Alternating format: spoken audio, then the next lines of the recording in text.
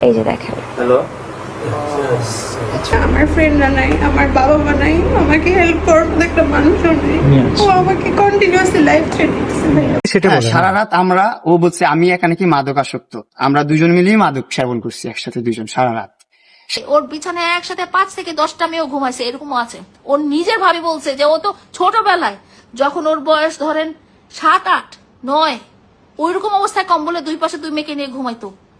লাইলার পর আবারও নতুন বিয়ে করাতে টিকটকার প্রিন্স মামুন সেই বউকে আবারও ডিভোর্স দিয়ে দেয়। লাইলার সাথে সাথে এই মেয়েটিরও কোটি কোটি টাকা আত্মসাৎ করে টিকটকার প্রিন্স মামুন। এমনকি তার দ্বিতীয় স্ত্রী মোহনাকে নাকি প্রচুর বেধরা মারধর করত, আর যার ফলে ইতিমধ্যে গ্রেপ্তার হয়েছে টিকটকার মামুন। অন্যদিকে মামুন গ্রেপ্তার হওয়াতে লাইলা আবার ঈদ পালন করতেছে। তো বন্ধুরা, কি কারণে তাদের মধ্যে বিচ্ছেদ হলো সবকিছু এই ভিডিওতে জানতে পারবেন, তাই ভিডিওতে লাইক দিয়ে শেষ পর্যন্ত দেখতে থাকুন। আপনারা সবাই জানেন বিগত কয়েক বছর টিকটকার প্রিন্স মামুন লাইলার কোটি কোটি টাকা আত্মসাৎ করে নিয়েছে, যেটা লাইলা নিজের মুখেই বলে। এমনকি একই সাথে লাইলার বাড়িতে থাকছে, তার সাথে সংসার করছে, শুধু বিয়েটা করে নাই।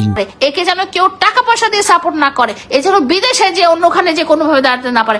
ওর একমাত্র আলটিমেট ডেস্টিনেশনে যেন হয় ওর শাস্তি।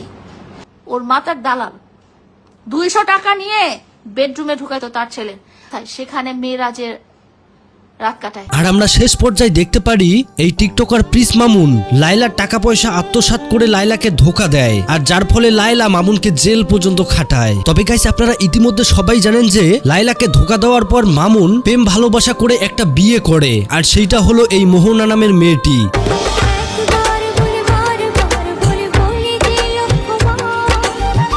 মেয়েটিকে দেখতেও যদিও লাইলার মতোই, তবে লাইলার থেকে বয়স অনেক কম। এই মোহনা নামের মেয়েটির এর আগে এক জায়গায় বিয়ে হয়েছিল, কিন্তু মামুন তাকে পটিয়ে শুধুমাত্র তার টাকার জন্যই তাকে বিয়ে করেছে। ইতিমধ্যে মামুন তার দ্বিতীয় স্ত্রী মানে অর্থাৎ মোহনা নামের যেই মেয়েটি, তার কাছ থেকে 40 লক্ষ টাকার উপরে নিয়েছে। নতুন BMW গাড়িটা চালায়, এটা তার 15 লাখ টাকা অ্যাড করে আমার কিনে দেওয়া। এরকম সে বিভিন্নভাবে আমার কাছ থেকে টাকা পয়সা নিয়েছে। অনেক নেশাগ্রস্ত সে। যখন আপনারা দেখবেন যখন সে সৌদিতে গিয়েছে, তখনও সে তার শরীর স্বাস্থ্য কোনো কিছু আগের মতো নাই। আমি যখন তাকে বিয়ে করি, বিয়ের 4 দিনের মাথায় সে আমাকে ফিজিক্যাল অ্যাসল্ট করে ভাইয়া আমাকে। তাছাড়াও ইতিমধ্যে এই টিকটকার প্রিন্স মামুন প্রতিনিয়ত নেশা করত, এমনকি তার বউকে বেধড়ক মারধর করত, যেটা তার স্ত্রীর কাছ থেকেই শুনুন। একটা ছেলে হজ করার পর উমরা করার পরও ঘরের ভেতর এইরকম নেশা করতে পারে, এমনকি বউয়ের উপর এইরকম টর্চার অত্যাচার করতে পারে, সেইটা টিকটকার প্রিন্স মামুনকে না দেখলে কেউ বুঝতে পারবে না। লাইলার মতোই নাকি বেধড়ক মারধর করেছে। যদিও বিষয়টা হাস্যকর, তবে আবার খারাপও লাগে। মামুন যখনই টাকা চাইবে, তখনই যদি তার স্ত্রী টাকা না দেয়, তখনই তার উপর অত্যাচার শুরু করে। এমনকি তার বাড়ির লোকও বাধা দিলে তার বাড়ির লোকের গায়েও হাত তোলে। অমানবিকভাবে মারধর করে তার পরিবারের সামনে। তার পরিবার তাকে বাধা দিতে আসলে সে তাদেরকেও মারধর করে।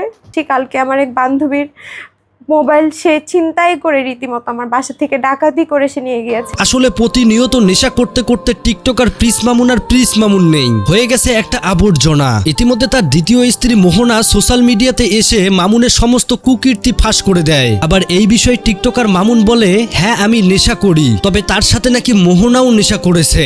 আমি এখানে কি মাদকাসক্ত, আমরা দুজন মিলেই মাদক সেবন করছি একসাথে দুজন সারা রাত। সেবন করে পরের দিন আমি বলছি তোমাকে নিয়ে যাবো, মানে নিয়ে যাবো আমি, এটা আমার ডিসিশন। মাদক আমরা নেশা করার জন্য করতাম না। মানুষ আছে না মাইন্ড রিল্যাক্স করার জন্য একটু ড্রিঙ্কস করে, শুধুমাত্র নাকি মাইন্ড ফ্রেশ করার জন্য নাকি নেশা করতো মামুন। বিষয়টা ভাবা যায় কতটা সাপড়ি লেভেলের হলে এই কথা বলতে পারে। ইভেন মামুন যে BMW কারটা কিনেছে, সেইটাও মেয়েদেরকে ঠগিয়ে ঠগিয়ে এই গাড়িটা তার কেনা। তো যাই হোক, ইতিমধ্যে মামুনের দ্বিতীয় স্ত্রী মোহনা মামুনকে ডিভোর্স দিয়েছে।